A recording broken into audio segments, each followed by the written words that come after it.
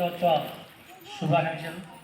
ఈ పాఠశాలకు విచ్చేసినటువంటి నూతన ఉపాధ్యాయ బృందానికి మరియు ఇక్కడ ఉన్నటువంటి పెద్దలు గోపాలరెడ్డి గారు మరియు సీనియర్ సిటిజన్ చెన్నారెడ్డి సార్ గారు, తోటి మిత్రులు బాల ఐలన్న గారికి, సూర్య యాకన్న, వాసిరెడ్డి గారికి మరియు ఆవుల శ్రీరన్న గారికి, ఉన్నటువంటి మీడియా మిత్రులకు ప్రతి ఒక్కరికి పేరు పేరున 78వ స్వతంత్ర దినోత్సవ శుభాకాంక్షలు.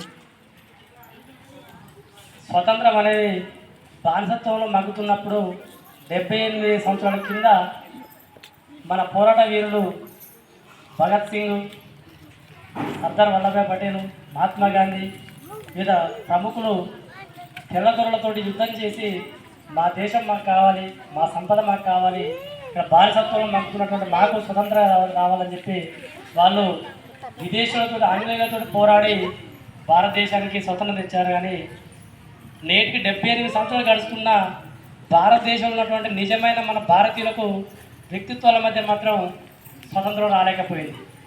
ఎందుకంటే నాడు ఇంత టెక్నాలజీ లేదు, ఇంత ప్రపంచంలో ఇప్పుడు నెంబర్ 1 స్థానంలో జనాభాలో సూచికలో గత 75 సంవత్సరాల కింద చూసుకుంటే అంత జనాభా కూడా లేకుండే. అయినప్పటికీ హత్యలు, అత్యాచారాలు, కులాలు, మతాలు, విభేదాలు అనేది అప్పుడు చాలా రోజులు తక్కువ ఉండే. కానీ నేటి హైటెక్ సమాజంలో కూడా భారతదేశానికి స్వతంత్రం వచ్చిందని ఇంగ్లాండ్ నుంచి వచ్చింది తప్ప భారతదేశంలో నివసిస్తున్న ప్రజలకు మాత్రం స్వతంత్రం రాలేదు. ఎందుకంటే ఉత్తరప్రదేశ్లో చూసుకున్నటువంటి కొన్ని సంఘటనలు కావచ్చు, ఈ మధ్య చూసుకున్నటువంటి తెలంగాణలో కూడా కొన్ని దళితుల మీద జరిగినటువంటి సంఘటనలు కావచ్చు, ఇవి నేటికి దేనికి సంకేతం? ఒక పక్క కేంద్రంలో ఉన్నటువంటి బీజేపీ, ఆర్ఎస్ఎస్ సిద్ధాంతాలు చిత్రీకరిస్తూ మతోన్మాదంలో ఆర్ఎస్ఎస్ రాజ్యాంగం రద్దు చేస్తూ మనవాదాన్ని తీసుకొచ్చి గతంలో ఉన్నటువంటి దాన్ని రాజ్యాంగంగా అనుసరించాలని చెప్పి లోకాయుక్తంగా జరుగుతున్నది.